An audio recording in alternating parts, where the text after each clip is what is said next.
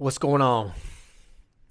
This right here is the number one skill that you need, especially in today's age where everything is fighting for your attention.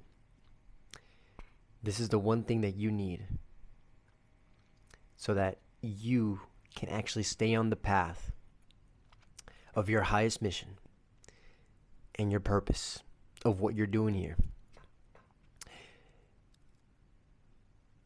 So, it's going to sound really simple, very simplistic, but it's the most important thing because we have so many distractions right now pulling us away from what we truly need to be doing here in this world.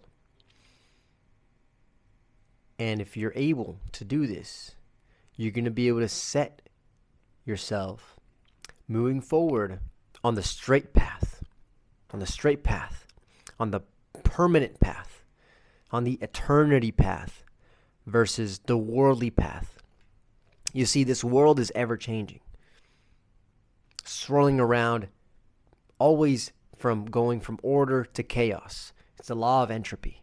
Everything moves towards chaos except for one thing, and that's God. God is the only thing that is everlasting, ever permanent. And if you set your gaze on God, everything you do, you seek His kingdom first, then everything else will be given to you.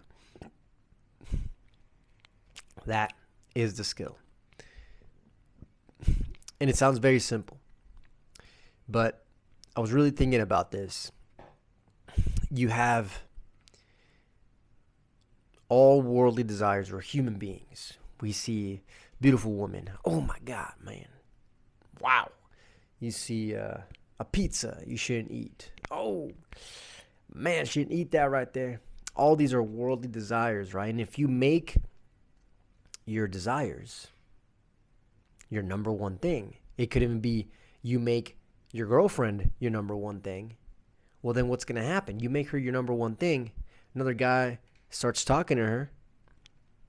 You get jealous, right? You don't have the confidence. You don't have God to keep you, being the confident you. You make your job your number one thing. You make your business your number one thing. Something else suffers, right? Things get out of balance. So that means that you have to set your sight upon God. You have to look straight forward like a ballerina dancing around, swirling around. She constantly sets her gaze onto a point so that she doesn't lose her balance. And this world here is spinning, man. It's a zoo out here. It's chaos. I mean, it is out of control, man. Like, things happening. And the only thing that we have control over is where we set our gaze. That's the most important thing. And so there's a few verses here. There's the eye is the lamp of the body. So if the eye is clear, then the body will be full of light. And I love this verse. It's Matthew 6:22. It's probably my favorite verse ever. I continue to repeat it over and over because what you focus on, where you set your gaze on, that's how your body is going to feel. And if your sight is not set on something stone, on something solid, on something that will not change, imagine if you set your gaze on water.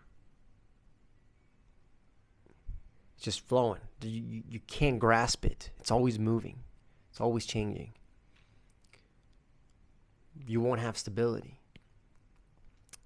But if you set your gaze on what is solid, on what does not change, then by default, you will live the most straight path possible. Not saying it's going to be easy, but you're going to have concrete values and instructions that have worked for years and years for anybody. Because as soon as you start applying biblical principles to your life improves. What a concept, right? As soon as you start loving others the way you want other people to love you, your life gets better. You make more friends. As soon as you start having more community in your life, you feel you have a support group. You feel more confident. It carries over into other places. As soon as you start giving more, becoming more generous with people, what do you know? People want to give back to you. So these biblical principles are just laws to improve your life, to instead seek God through your actions versus seeking your worldly desires. And all worldly desires, anytime they're flimsy, they come and go, right? Just like the woman in the red dress, right? Oh, there she is, now she's not there. It's a distraction, especially for us men that struggle with lust. For me, oh, there's a beautiful girl, and imagine, man, I almost think that my girlfriend saved me because I love women so much, and I think they're so sexy and beautiful that I would get lost in the pursuit of a woman. And having her, she's like my foundation, so that I don't do that. So I stay focused on the greater mission, the mission that better serves us as a whole and our family and our community, versus me just looking to date and get instant gratification, instant pleasures. It's more about, how do I serve God with me and my girlfriend? How do I serve God with my family?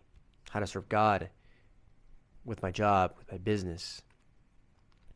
And seeking God in all those things, because it's all in the micro actions. See, God doesn't really, it's not necessarily about your actions, right? But I mean, it is, but it's so much more about where your heart is, where your intention is, because we can always miss the mark. But if your heart is in the right place and you're striving, we can never be perfect, but we're striving towards that perfection, that ideal human being to be, right? And if we're always trying to better ourselves, if you're in this path of personal development, then seeking the kingdom of God first and his righteousness should be your number one priority. If you want to live a balanced life, of course, health, wealth, love, and happiness. It's interesting, like you hear like Tai Lopez talk about health, wealth, love, and happiness. I mean, you can find all that in the Bible. Take care of your body, right? Love one another. Build wealth so you can share it with the world. All these things are in the Bible. There's no part of the Bible that doesn't tell you to not be wealthy, that you have to be poor. It says the love of money is the root of all evil. The love of money. See, again, you're setting your sight on worldly desires, money, right? But wealth is not the root of all evil, because you can do a lot of really good things with wealth. So, setting your sight upon the right thing. It sounds so simplistic, but God's laws are very simple. Love one another, focus on the right things, move towards them consistently. Those are the laws. And if you just do those things, your life is going to get better. It's wild to think that there's so much personal development advice, so many things, and we struggle as human beings we struggle with simple solutions, when simple is what works. Simple is the genius. Simplicity is genius. I think we overlook the simplicity of these principles and we forget and we start looking for other things. And those things become distractions. We start looking at YouTubers and other gurus and other things, which is great because different perspectives help us shape our worldview. At the end of the day, you have to really ask yourself, where is this coming from? And for the most part, all personal development books, all things, they all go back to the Bible.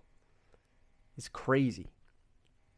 What is the fundamental principle here that I'm learning?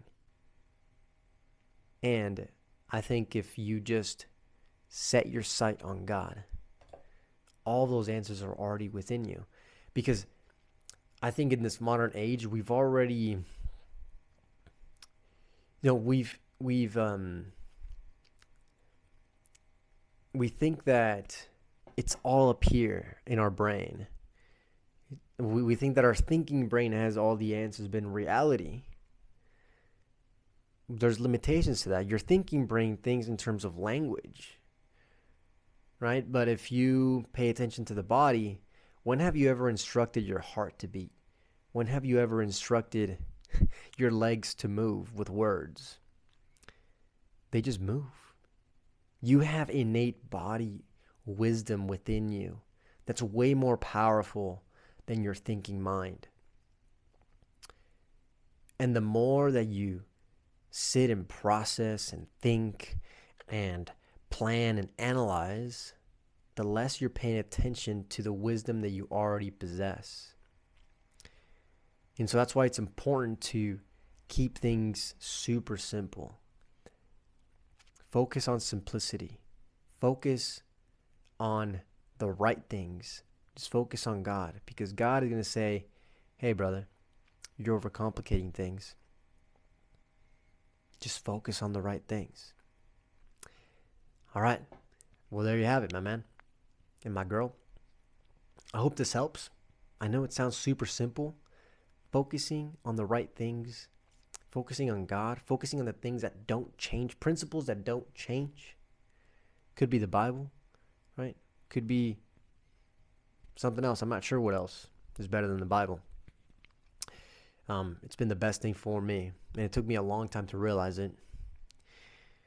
And as you move in spiritual and personal development, the obvious next frontier is building a relationship with God.